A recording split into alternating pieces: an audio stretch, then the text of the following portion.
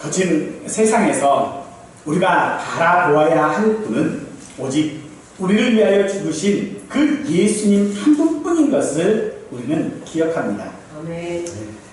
우리의 짐이 무거울 때마다 주님은 우리에게 다 내게로 오라 쉬게 하리라 라고 하신 것은 오직 예수님 뿐이십니다.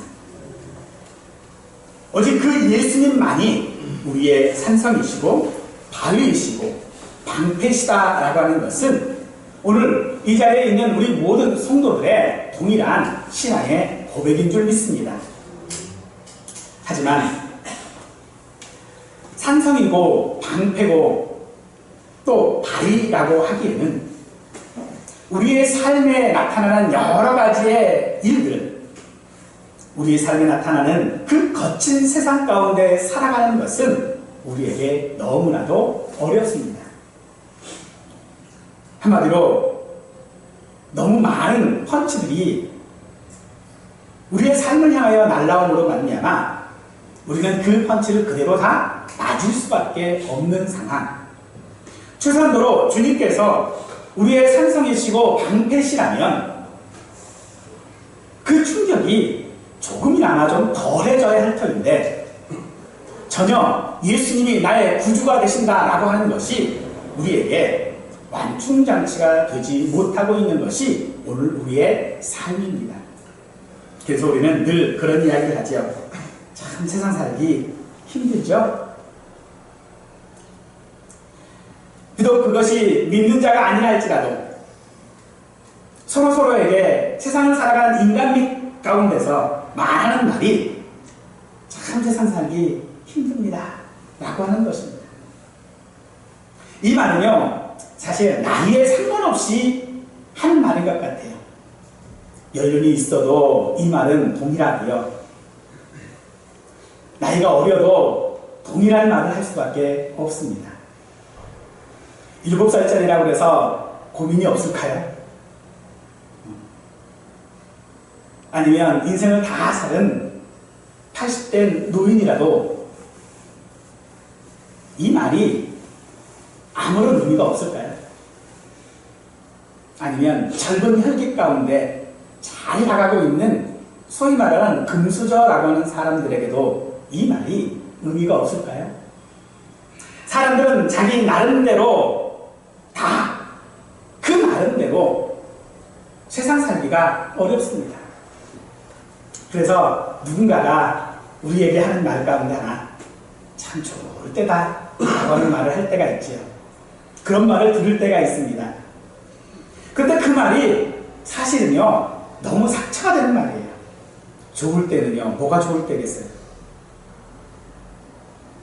좋을 때가 없어요. 그런데 그 좋을 때라고 이야기를 하니 우리는 그런 말들을 통하여서 때로는 세상 살기 힘들다라고 하는 말들, 좋을 때라고 하는 말들, 그런 말들을 통하여서 우리는 사람들과의 관계들 가운데 예수 그리스도가 나의 산성이요 방패가 아니라 그런 사람들의 관계 가운데서 그런 말들을 통하여서 우리의 삶의 방패를 삼고자 하는 것이 오늘 우리의 삶일지도 모릅니다. 하지만 잠언 20장 5절은 우리에게 사람의 마음에 있는 모략은 깊은 물 같으니라 라고 하시면서 사람들의 그 속내를 우리는 사실은 알 수 없다라고 말하고 있지요. 그렇습니다.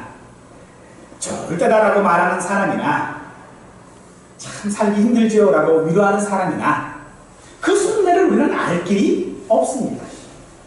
정말로 저 사람이 나를 위하여 한 그 말이 내 삶에 위로가 되어질 것 같은데 사실은요 그 속내를 알 수가 없는 거예요. 그가 왜 그런 말을 지금 하고 있는지 정말로 나를 위해서 하는 말인지 우리는 잘 모릅니다. 특히 나를 해하려 하거나 나를 이용하려고 하는 그런 의도를 가진 사람은 더더욱 그 마음을 절묘하게 감추기 때문에 우리는 그 말을 더 구별하기가 어려울 수밖에 없는 것이지요. 그래서 사람들은 요즘 자꾸 사람들의 관계를 단절시키고 있지요. 그런데 이 단절 역시도요 그냥 단절시키는 것이 아니더라고요. 다른 방법으로 또 하나의 관계를 가지려고 하죠. 바로 요즘에는 SNS와 같은 온라인을 통하여서 사람들의 관계를 쌓아가고 있습니다. 하지만 그런 방식이든 이런 방식이든 사람들의 관계는 친밀해지거나 소통하는 그 어떤 것도 사실은 되지 않는다라는 것입니다. 정말로 그들이 우리를 위하여 나를 위하여져서 방패가 되어지고 바위가 되어지고 산성이 되어질지는 사실 우리는 알 수가 없는 것이죠. 오늘 우리에게 주시는 사무엘상 20장에서 우리는요, 요나단과 다윗의 언약적인 관계를 통해서 섭리하신 하나님의 은혜를 발견할 수 있게 되어질 것입니다. 이를 통해 하나님께서 우리 인생을 어떻게 인도하신지를 깨닫는 그런 은혜가 있기를 간절히 축원하겠습니다. 어찌되었더니요, 이 다윗은 이제 도망 다녀야 하는 처지가 되었습니다. 이 처지를 다윗은 요나단에게 가서 하소연을 하는데 1절에 보니까 무엇이라고 하는 단어가 3번이나 사용되어집니다. 즉 다윗은 요나단에게 자신의 억울한 심정을 지금 표현하고 있는 것이죠. 그런 억울함을 표현하는 다윗을 요나단은 이해할 수가 없었습니다. 왜냐하면 자신에게 다윗을 죽이지 않겠다라고 하는 아버지의 맹세가 있었을 뿐만 아니라 그 아버지는 국정의 여러 모든 대소사들을 늘 자신과 의논했기 때문에 그럴 리 없다라는 거죠. 우리 아버지는 그럴 일이 없어. 나랑 철저하게 약속했는데 아버지와 내가 어떤 관계인데 아버지가 나를 죽일 일은 없지 않느냐. 그러면 다윗을 이해하지 못합니다. 하지만 다윗은 지금까지 그러했을런지는 내가 모르겠지만은 지금 내 처지는 죽음이 내 한 발짝 앞에 다가져 있다. 내 지금 코앞에 지금 이 죽음이 있다라고 이야기를 하지요. 그러면서 사울이 정말로 나를 죽이고 싶은 그 마음이 있는지 알고 싶다. 그러니 그 마음을 네가 확인해서 알려주었으면 좋겠다라고 요나단에게 말을 합니다. 마침 그때는 매월 1일이 되어지는 때였습니다.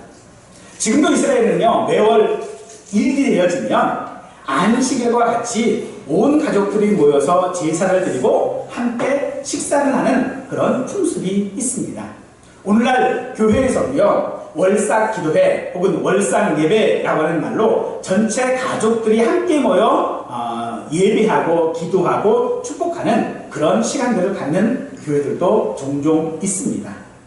이 식탁이라고 하는 것은 가족이라고 하는 의미이지요.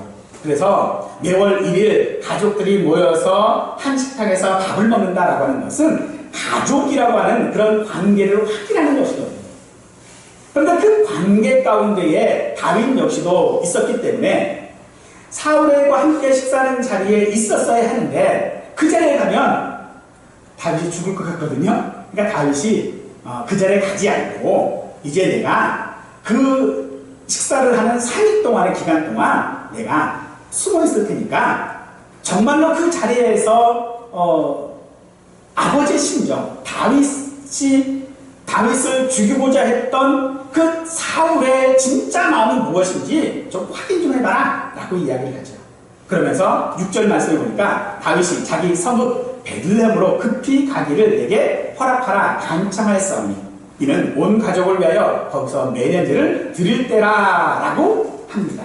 즉 요나단이 다윗을 그 식사 자리에 있게 하지 아니하고 가족들에게 보냈다 라고 이야기를 하라는 거죠. 그럴 때에 사울이 화를 내고 왜 네 마음대로 하느냐 라고 화를 내면 다윗을 죽이려고 작정한 것이고 화내지 아니하고 그래 잘됐네 라고 공손하게 대우하면 그럴 마음이 없다 라고 하는 것을 확인할 수 있겠다 라고 이야기를 하지요. 하지만 사울은 다윗을 죽이고자 결심했습니다. 31절 말씀을 보니까 이새의 아들이 땅에 사는 동안은 너와 내 나라가 든든히 서지 못하리라 라고 이야기를 하고 있죠. 표면적으로 보면 너와 내 나라라고 이야기하는 거니까 다음 왕위를 이어갈 요나단도 함께 생각을 했던 것 같습니다. 하지만 다윗을 계속해서 두둔하고 있는 요나단을 향하여져서 사울이 당창을 들어서 던지게 되어지죠. 그래서 그 일을 통하여 요나단은 확실히 알게 되어집니다. 아, 우리 아버지 사울이 다윗을 죽이기로 작정했구나. 이 사실에 대해서 숨어있던 다윗에게 미리 약속한 대로 알려주고 서로 울며 안고 헤어짐으로써 이제 다윗은 도망자, 공식적인 여정을 시작하게 되어집니다. 그리고 요나단은 다시 그 아버지 곁으로 돌아가게 되어집니다. 오늘 이것이 20장의 내용입니다. 다윗이 사울의 왕궁에 들어간 후로 사실 그 기록들을 살펴보면 다윗이 주도적으로 어떤 일을 처리해 나가는 일들이 없었습니다. 그런데 오늘 20장에서는 자신의 일을 주도적으로 지금 해결하고 방향을 결정하려고 하는 이 다윗을 우리가 만나볼 수 있게 되어지고요. 또 다윗의 말을 통하여서 그가 얼마나 지금 상황 가운데에 격양되어져 있고 억울한가라고 하는 것을 우리는 아마도 충분히 알 수 있으리라 생각합니다. 이제 다윗은 에셀바위 뒤에서 3일 동안을 숨어 있었습니다. 그리고 이 에셀바위가 있는 곳은 들이라고 표현을 하고 있지요. 들이 언어는 광야 같은 곳이지요. 초원 같은 곳이에요. 그런 곳에서 어디로든지 갈 수 있고 어디로든지 열려져 있지만 중요한 것은 그곳에, 그 넓은 곳에 어디로 갈 수도 있고 어느 곳으로 열려져 있는 그 들 한가운데에 오직 다윗 혼자 있다는 것입니다. 그런 혼자서 아무것도 할 수 없는 그런 자리에 있었습니다. 그런데 그 자리가 어떤 자리입니까? 억울하고 분하지만 혼자 있을 수밖에 없는 그런 자리입니다. 또한 그 자리는 어디로 가든지 열려져 있고 어디로든 갈 수 있었지만 그 목숨 자체는 경각에 달린 그런 형편이었던 것입니다. 또 사울은 표면적으로 요나단을 걱정하지만 다윗을 제거하고자 했습니다. 그런 다윗을 볼 때에 요나단은 그런 다윗을 걱정하고 있지요. 그리고 그런 요나단을 향하여 다윗은 그 요나단을 지금 의지하고 있는 것들을 보게 되어집니다. 왜냐하면 이 요나단이 알려주지 않으면 다윗은 사울의 진심을 알 방법이 지금 없습니다. 또 다윗이 숨어져 있는 그곳 역시도 요나단은 지금 현재 알고 있거든요. 그러니 요나단이 언제든지 마음만 먹으면 다윗을 죽일 수 있는 그런 상황 가운데 있습니다. 그러나 그럼에도 불구하고 다윗은 오늘 지금 누구를 의지하고 있습니까? 요나단을 지금 의지하고 있는 것입니다. 왜 다윗이 그런 요나단을 의지하고 있을까요? 그것이 다윗의 눈에 보이는 실체이기 때문에 그렇습니다. 지금 다윗 눈 앞에는요, 요나단 외에는 방법이 없습니다. 요나단 말고는 자기를 도와줄 수 있는 사람이 아무도 없습니다. 그러니 그 요나단을 붙잡을 수밖에 없는 것이지요. 오늘 우리는 무엇을 의지하고 있습니까? 오늘 무엇을 의지하고 있는지는 오늘 우리가 확실히 내 앞에 내가 무엇을 붙잡는지를 보여주는 것이지.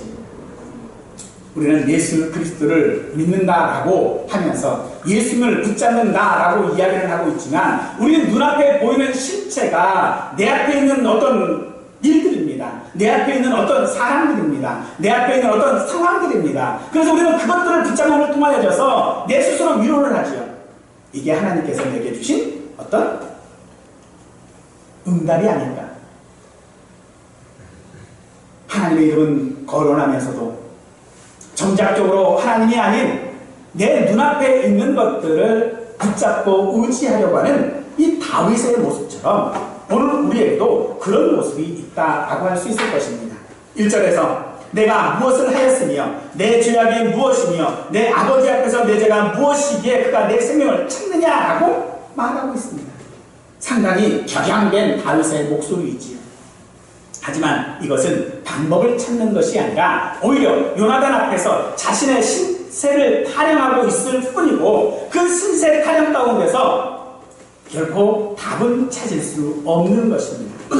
죽음과의 거리가 한 걸음뿐이라고 한 것은 바로 이 다윗의 현실을 지금 말하고 있는 것이죠.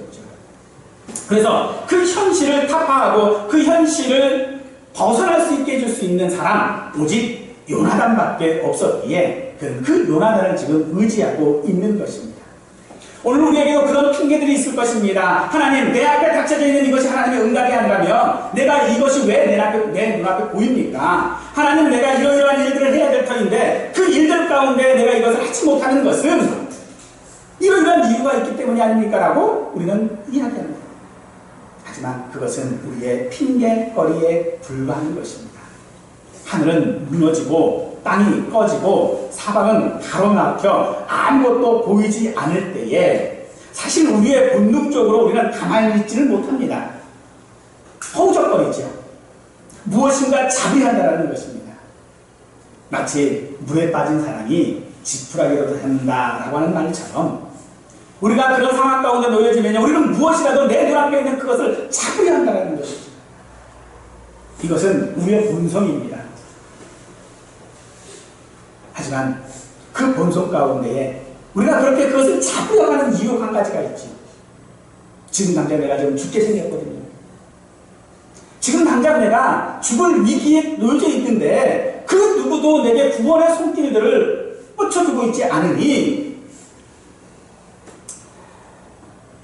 어쩔 수 없이 내 눈앞에 있는 것들을 내가 잡아야 한다라고 할 수밖에 없다라는 것입니다. 그리고 그것을 잡는 그 죽음이 경각에 달려져 있는 그 상황 가운데서도 그 지푸라기 같은 그 희망을 내가 잡고 있는 것이 얼마나 긴 시간인지 모릅니다. 그 긴 시간들, 아니 물론 시간적으로는 짧은 시간이겠지요. 하지만 심정적으로는요, 그 시간이 너무나도 길어요. 하나님이 그 긴 시간 가운데 나를 버려두시는 것 같습니다. 나의 산성이시고 나의 방패시라고 하지만은 그것이 내게 느껴지기까지는 너무나도 긴 시간들이 우리에게 있다라고 한다는 것입니다. 그러므로 요나단은 다윗을 결코 지킬 수 없습니다. 아니, 다윗이 지금 의지하고 있는 이 요나단은 다윗 그 자신을 지킬 수 없다라고 한다는 것입니다. 왜 지킬 수 없을까요? 사실 요나단은요, 다윗을 사랑했습니다. 그 사실을 사울도 너무 잘 알고 있습니다. 또한 이 요나단은 다윗에게 자신의 모든 것들을 다 주었습니다. 자신의 칼도 주고요, 갑옷도 주고요, 다 주었어요. 자기 자신의 가지고 있는 그것들을 다 주었습니다. 그런 요나단의 행동은 다윗에게 위로가 되어줄 수밖에 없을 것입니다. 4절은 말합니다. 내 마음의 소원이 무엇이든지 내가 너를 위하여 그것을 이루리라. 그 말을 들으니 얼마나 다윗이 위로가 되어줄 수 있을까요? 실질적으로 요나단은 다윗에게 그런 위로가 될 만한 모든 행동들도 함께하고 있다는 것이죠. 오늘 우리의 삶 가운데서도 그렇지요. 내가 붙잡으려고 하는 사람은 사실 지푸라기가 아니에요. 그 사람은 무엇인가 언젠가 내게 도움을 주었던 사람들입니다. 아니, 도움을 받을 수 있을 것이라고 내가 기대할 수 있는 어떤 행동들, 어떤 말들을 내게 한 사람이라는 거죠. 그래서 우리는 그 사람을 의지할 수 있는 내 마음에 어떤 조건들을 만들어 놓는 것입니다. 하지만 잘 아시는 것처럼 이렇게 우리가 사람들에게 위로를 받으려고 하는 것은요, 참 어리석은 짓이다라고 한다는 것입니다. 그런 사실들을 우리가 확인해 볼 수 있는 것을 한 가지가 있습니다. 요나단이 다윗에게요, 모든 것을 다 줬어요. 근데 한 가지 안 준 게 하나가 있어요. 그게 뭔지 아세요? 신발은 안 줬어요. 신발은 안 줬어요. 근데 이 신발이라고 하는 의미가 무엇이냐면, 이스라엘 사람들 그 문화 안에서 이 신발이라고 하는 것은 신분을 나타내는 상징입니다. 자기의 신분을 주지 않았어요. 우리가 탕자의 이야기 가운데서 탕자가 돌아왔을 때 그 아버지가 가장 먼저 한 행동이 뭐죠? 반지를 끼워준 게 아니고요, 신발을 먼저 신겼어요. 신발을 먼저 신기는 것입니다. 그런데 이 요나단은 그 신발은 안 줬다는 것이죠. 결국은 그 속마음, 속내가 무엇인지, 물론 전체적인 우리가 사무엘상을 통하여서 본 이 요나단은 그 마음이 진실이었음을 우리는 부정할 수는 없습니다. 하지만 그를 통하여 위로받고자 했던 다윗의 기대는 사실 불합리한 것이라는 겁니다. 그것은 기대할 수 없는 부분들이라는 것입니다. 왜요? 사람은 조속으로 변하는 존재입니다. 요나단이 언제 어떻게 변할지 모른다라고 하는 것을 우리에게 말합니다. 그럼에도 불구하고 이 요나단은 다윗에게 있어서 인자한 행동이었습니다. 8절 보니까 내 종에게 인자하게 행하라. 내가 내 종에게 여호와 앞에서 너와 맹세하게 하였음이니라. 그러나 내게 죄악이 있으면 내가 친히 나를 죽이라 라고 다윗이 말합니다. 즉 요나단에게 하는 말이 너는 그 행동을 통하여서 단순하게 내게 위로만 줄 것이 아니라 인자하게 행해달라. 인자가 무엇이냐면요, 헤세드라고 하는 말인데, 이것은 보통 다른 모든 성경에서 보면요, 자비라고 하는 말로 많이 번역된 말입니다. 즉 너는 내게 자비를 베풀어달라 라고 이야기를 하는 것이에요. 만약 자비를 베풀지 못하겠거든 차라리 사울의 손이 아니라 내 손으로 나를 죽여라. 그게 오히려 내게 인자를 베푸는 것이다 라고 그가 말하고 있지. 즉 다윗과 요나단의 관계는 지금 그런 인자함이라고 하는 것에 대하여 기초적인 관계를 가지고 있는 것이지. 그 관계는 현실적 안에 있었지만은 사실 이 헤세드는요 값 없이 주어지는 것을 말합니다. 하지만 요나단은 값 없이 그에게 이런 헤세드를 줄 수 있었을까요? 오직 우리에게 값 없이 줄 수 있는 분은 예수 그리스도밖에 없음을 우리는 기억해야 할 줄로 믿습니다. 아멘. 요나단은 다윗과 언약을 했습니다. 그리고 그 언약 가운데에서 다윗을 최선도로 그 언약을 다 지키려고 요나단은 노력했습니다. 그것은 다윗에게는 너무나 큰 인자요 또한 위로였을 것입니다. 하지만 요나단에게는 아무런 보상이 없지요. 그런 요나단의 행동은 누구를 더 사랑하고 누구를 더 지켜야 한다라고 하는 그런 이분법이나 논리가 아니라 옳은 것을 선택해야 한다라고 하는 것을 우리에게 보여주고 있지. 옳은 것이 아닌 요즘은 진영 논리로 판단하는 세상이 우리는 참 답답하기도 합니다. 조국 사태를 통하여져서 진보와 또 뭐 이쪽 진영 저쪽 진영을 나누어서 서로 주장하는 것들을 보면은요 얼마나 이것이 옳고 그름의 문제가 아니라 논리의 문제도 아니고 그저 진영의 문제인 것을 우리는 너무 잘 아실 것입니다. 그래서 늘 자기 보고 싶은 대로 보고 있죠. 자기가 하고 싶은 대로 판단하고 있는 것들을 우리가 보게 되어집니다. 그런 세상 가운데서 우리 믿는 자들은 무엇을 가지고 판단하며 무엇을 가지고 행동해야 할 것입니까? 진영의 논리가 아니라 바로 옳고 그름의 문제일 것입니다. 아니, 옳고 그름의 문제를 떠나서 그것이 내가 다른 사람들에게 베풀 수 있는 인자라고 하는 것을 기억해야 될 줄로 믿습니다. 이것을 통하여 내가 어떤 유익을 얻는다면 그것은 인자가 아니죠. 하지만 요나단과 같이 그에게 아무런 유익이 없다 할지라도 인자를 베푸는 것이 우리가 옳고 그름을 판단하는 문제일 것이다 라고 할 수 있을 것입니다.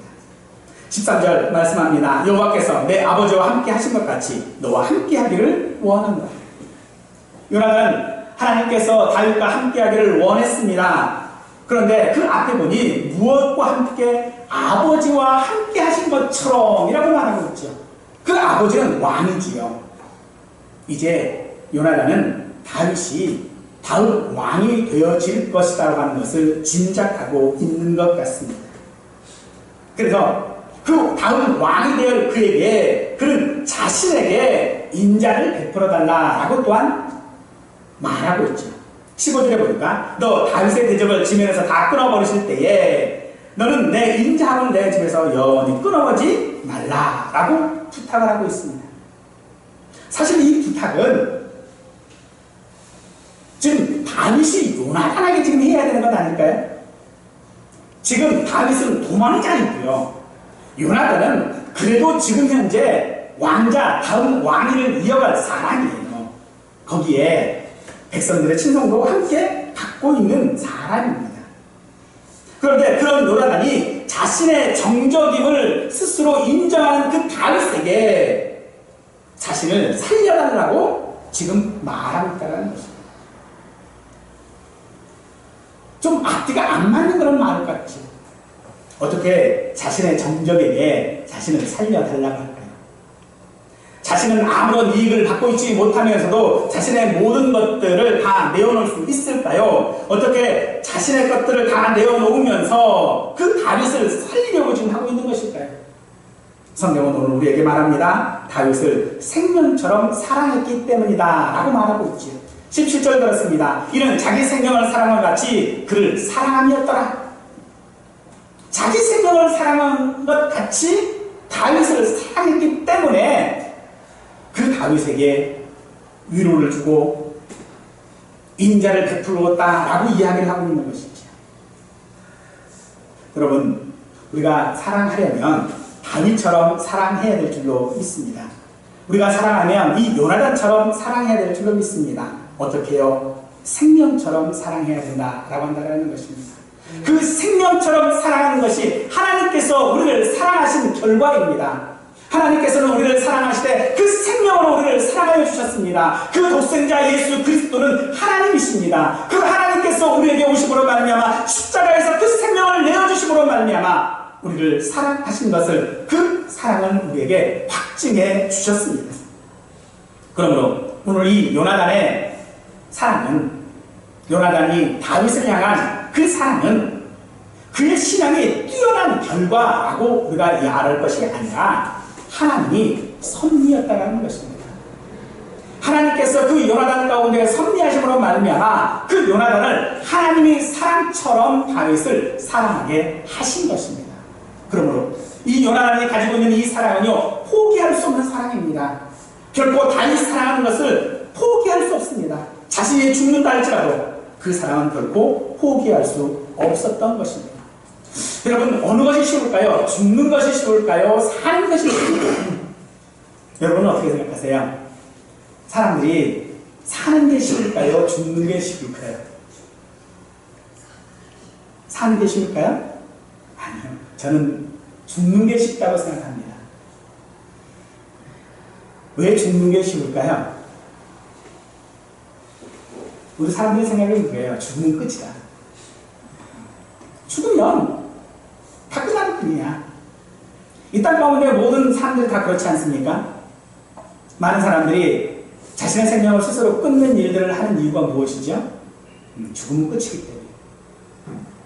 반대로 살아나는 것은요, 너무 어렵습니다. 그 모든 것들을 견뎌내야만 하거든요. 비난이 있으면 비난도 받아야 하고요. 욕을 하면 욕도 들어야 하고요. 싸울 일이 있으면 싸워도 보아야 합니다. 그런데 그 사는 것이 너무나도 어려워요. 그런데 오늘 지금 요나단은 지금 무엇을 선택하고 있는 것입니까? 사는 것을 지금 선택하고 있는 것입니다. 다윗을 죽이면 그만이에요. 다윗을 죽이면 다윗이 어디에 있는지를 아버지에게 이야기하면 그것으로 끝입니다. 더 이상 다른 할 것이 없어요. 자신의 생명처럼 다윗을 사랑해야 될 이유도 없어져 버립니다. 그런데 그는 살기를 선택한 것이죠. 그래서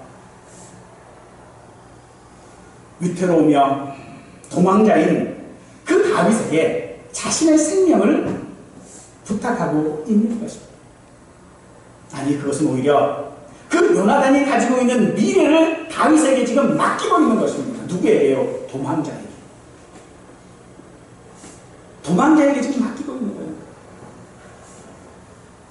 다윗은 오히려 자기 눈앞에 보인 요나단의 그 현실을 의지했지만 지금 요나단이 다윗을 향하여 보여주는 이 인자함은 도망자인 사람, 도저히 붙잡으면 안 될 사람이거든요. 썩은 동아줄이에요. 썩은 동아줄 약속인 줄 알면서도 그것을 붙잡고 있는 이 요나단의 선택은 살기 위한 것이라는 것입니다. 그렇습니다. 사랑하는 성도 여러분, 오늘 우리가 예수 그리스도를 붙잡아야 되는 이유는 그리스도께서 내 앞에 산성이시고 방패이시고 바위시라는 이 사실들을 내가 알고는 있지만 여전히 그것이 내게 위로가 되지 못하고 여전히 그것이 나를 평안하게 하지 못하는 그 가운데서도 그것이 우리의 사실이기 때문에 그렇습니다. 내 눈앞에 닥쳐져 있는 그것은, 내 눈에 보이는 것은 그것이 현실은 아니지만, 그러나 내가 믿고 있는 예수님은 그것이 사실이기 때문에 우리는 그것을 붙잡아야 합니다. 썩은 동아줄 같은 그것을 붙잡아야 합니다. 왜요? 내가 살기 위해서 붙잡아야 하는 것입니다. 그것을 살기 위해서 붙잡는 것입니다. 그러면서 하시는 말씀이 그것입니다. 왜 붙잡느냐고요? 왜 살아야 하느냐고요? 사랑하기 때문이다 라고 말하고 있는 것입니다. 그래서 그 사랑은 결코 요나단이 포기할 수 없는 것이라는 것이죠. 이것이 오늘 이 땅에서 우리가 살아가야 될 우리 백성들, 하나님의 백성들, 거룩한 삶의 하나님의 자녀로서 우리 성도들의 삶이어야 하는 것입니다. 때문에 요나단이 다윗을 자기 생명처럼 사랑하는 것은 당연한 우리 성도들의 일이어야 한다는 것이지. 즉 우리가 붙잡아야 될 그것, 예수 그리스도를 사랑해야 하는 것은 우리의 당연한 것이다라는 것입니다. 예수님께서는 우리에게 말씀하십니다. 하나님의 계명을 요약하시면서 마가복음 10장 31절에서 내 이웃을 내 자신과 같이 사랑하라 하신 것이라. 이보다 더 큰 계명이 없느니라 라고 말씀하고 계시지. 내 이웃을 내 자신과 같이 사랑하라. 이것은 주님께서 주님을 사랑하라는 명령이십니다. 이보다 더 큰 계명은 없다라고 말씀하시고 계십니다. 하지만 내 코가 석자인데 누굴 지금 사랑하겠습니까? 아니, 그러나 그 사랑하는 것이 오늘 우리가 사는 길입니다. 그것이 주의 인자를 얻는 길이라는 것입니다. 내게 어떤 이익을 위하여 사랑하는 것이 아니라 그 어떤 유익이 내게 보이지 않는다 할지라도 생명을 걸고 사랑해야 우리가 주의 인자함을 받을 수 있는 것입니다. 테니스 선수 중에 아더 애슈라고 하는 흑인 선수가 있습니다. 그가 어떤 수술을 받던 중에 잘못된 수혈로 에이즈에 걸리게 되었습니다. 에이즈는 지금도 치료약이 없지요. 기자들이 그에게 와서 묻습니다. 왜 나입니까? 하나님을 원망하신 적은 없습니까? 라고 묻습니다. 왜 나입니까? 자기 잘못 아니잖아요. 자기가 그러고 싶어서 한 것도 아니잖아요. 그런데 그런 기자의 질문에 대하여 아더 애쉬는 말하기를 내가 윈블던 대회에서 우승했을 때에 왜 나입니까? 라고 묻지 않았던 것처럼 내가 에이즈에 걸렸어도 나는 왜 나입니까? 라고 묻지 않습니다. 라고 대답했습니다.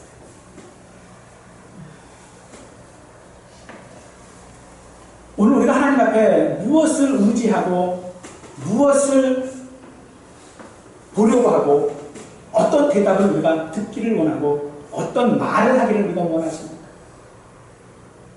내가 좋을 때, 내가 행복할 때, 내 마음대로 모든 것이 다 될 때, 그때는 우리는 하나님 앞에 왜 내게 이런 것들을 주십니까? 라고 우리는 정말로 묻지 않습니다. 그런데 우리가 하나님을 찾고 하나님 내 방패시죠, 하나님 내 산성이시죠, 하나님 내 주인이시죠 라고 말할 때가 언제입니까? 내 목숨이 경각에 달려있을 그때 아닙니까? 정말로 내가 다급할 때 아니면 언제 우리가 하나님 앞에 하나님은 나의 방패신다라고 고백하고 있습니다. 우리 인생은 언제나 참으로 그런 거친 파도 가운데 있는 것이 우리들입니다. 거친 파도 날 향해 와도 주와 함께 날아 오르리. 폭풍 가운데에 나의 영혼 잠잠하게 주를 보리라. 주 품에 품으소서 능력의 팔로 덮으소서. 주님 안에 나 거하리. 주 능력 나 잠잠히 믿네. 거친 파도 날 향해 와도 주와 함께 날아오리.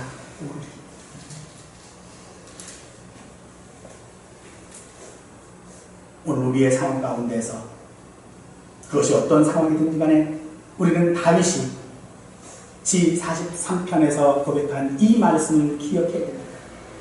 너희는 여호와의 선하심을 맛보아 알지어다. 너희는 여호와의 선하심을 맛보아 알지어다. 여러분, 거친 파도가 우리를 향해 와도 주님께서 나와 함께하고 있으므로 우리는 날아오를 수 있는 자들입니다. 그것이 여호와께서 나를 사랑하시는 증거일 것입니다.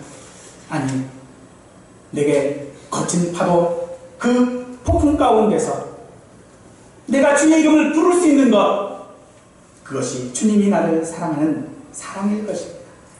그러므로 우리가 무엇을 사랑해야 합니까? 세상이 아니라 내 생명의 근원이 되어주시는 우리 하나님을 사랑해야 합니다. 아멘. 무력하게 도망치는 이 다윗이지만 그 다윗은 여호와의 그 선하심을 맛보아 한 자입니다. 아멘. 그러기에 그는 그 살아계신 하나님을 믿었습니다. 아멘. 사람의 마음을 아시는 분인 것을 믿었습니다. 그리고 거룩한 자녀로 살아가는 이유가 되었습니다. 다윗이 여호와를 사랑할 수 있었던 이유이기도 할 것입니다. 사랑하는 성도 여러분, 하나님은 오늘 우리에게 하나님의 인정을 받는 것은 우리가 하나님을 사랑하는 것이다 라고 말하고 있습니다. 하나님은 그것을 우리의 삶 가운데서 보여주고 있습니다. 야고보서 1장 10절은 우리에게 이렇게 말씀하십니다. 시험을 참는 자는 복이 있나니 이는 시련을 견디어낸 자가 주께서 자기를 사랑하는 자에게 약속하신 생명의 멸관을 얻을 것이기 때문이라. 아멘. 시험을 참는 자는 복이 있습니다. 시련을 견디어내는 자는 생명의 멸관을 얻는다라고 말씀하고 계십니다. 주님은 오늘 우리에게 이 시험을 내는 시험 가운데서, 시련 가운데서 오늘 우리가 하나님을 잠잠히 바라보기를 원하고 계십니다. 그 하나님 앞에 우리가 준비해야 되는 것은 어떤 재물들을 준비해야 되는 것이 아니라 잠잠히 기다리는 것을 말하고 있습니다. 내 눈앞에 보이는 어떤 삶들이 아니라 내 삶을 견디어내는데 소중하게 적용되어질 수 있는 그 하나님의 능력의 팔을 믿고 잠잠히 있는 것입니다. 내가 잠잠히 하나님 앞에 있을 때에 거친 파도가 나를 향해 와도 그 파도를 우리가 무서워할 필요가 없습니다. 왜요? 그 파도는요, 주님이 막아주십니다. 아니, 그 파도를 주님이요 함께 다 주실 것입니다. 그 파도를 하나님께서 함께 하시겠다고 말씀하고 있기에 우리는 잠잠히 기다리는 것입니다. 우리 하나님의 그 인자하심으로 오늘을 살아가고 세상에서 그 풍파 가운데서 견뎌낼 수 있는 힘이 우리에게 있기를 축원합니다. 또 한 가지, 이제 다윗이 요나단이 다윗에게 했던 그 인자, 그 인자가 오늘 나의 인자가 되기를 원합니다. 나의 이 인자함이 필요로 하는 누군가에게 그 인자를 베풀 수 있는 우리 모든 성도가 되시기를 간절히 축원드리겠습니다.